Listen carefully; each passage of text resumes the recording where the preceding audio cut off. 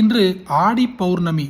குறிப்பிட்ட விசேஷ நாட்களில் ஒரு சில குறிப்பிட்ட மந்திர சொற்களை நாம் உச்சாடனம் செய்தாலோ அல்லது ஒலிக்கச் செய்து காதால் கேட்டாலோ உச்சக்கட்ட பலன் கிடைக்கும்.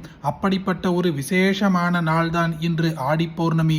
இன்றைய பதிவில் பார்க்க போகும் அம்பாளின் ஸ்தோத்திரத்தை ஒருமுறை பக்தியோடு நீங்கள் கேட்டால் ஒரே நாளில் ஓஹோ என வாழ்க்கை மாறக்கூடிய அதிர்ஷ்ட யோகம் கிடைக்கும். ஓம் விராட்டநகரம் ரம்யம் கச்சமானோ யுதிஷ்டிரः அஸ்து வன்மனசா தேவீம் துர்காம் திரிபுவனேஸ்வரீம் யசோதா கர்ப்பசம்பூதாம் நாராயணவரப்பிரியாம் நந்தகோபகுலே ஜாதாம் மங்கள்யாம் குலவர்தனீம் கம்சவித்ராவணகரீம் அசுராணாம் க்ஷயங்கரீம் शिलातटविनिक्षिप्ताम् आकाशं प्रतिगामिनीं वासुदेवस्य भगिनीं दिव्यमाल्यविभूषितां दिव्याम्बरधरां देवीं खड्गकेटकधारिणीं धारावतरणे पुण्ये ये स्मरन्ति सदाशिवां तान् वै धारयते पापात् पङ्के कामिव दुर्बलां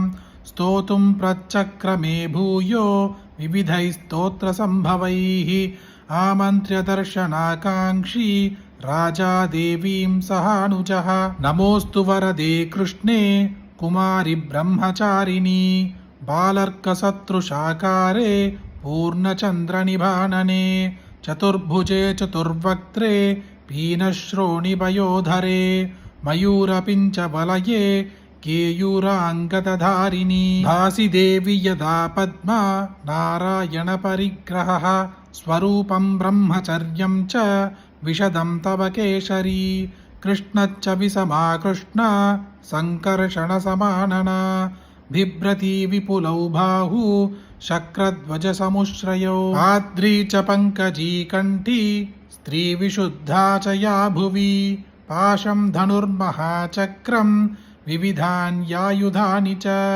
कुण्डलाभ्यां सुपूर्णाभ्यां कर्णाभ्यां च विभूषिता चन्द्रविस्फार्तिना देवी मुखेन त्वं विराजसे मुकुटेन विचित्रेण केशबन्धेन शोभिना भुजङ्गभोगवासेन श्रोणिसूत्रेण राजता भ्राजसे चावबद्धेन भोगेनेवेहमन्दरः त्वजनेशिकिबिञ्चानाम् उच्छ्रितेन विराजसे मत्प्रसादाच्च वत्सर्वान् विराटनगरे स्थितान् न प्रज्ञास्यन्ति गुरवः नरावातन्निवासिनः इत्युक्त्वा वरदा देवी युधिष्ठिरमरिन्दमं रक्षां कृत्वा च पाण्डूनां தத்ரைவாந்தரதீயத.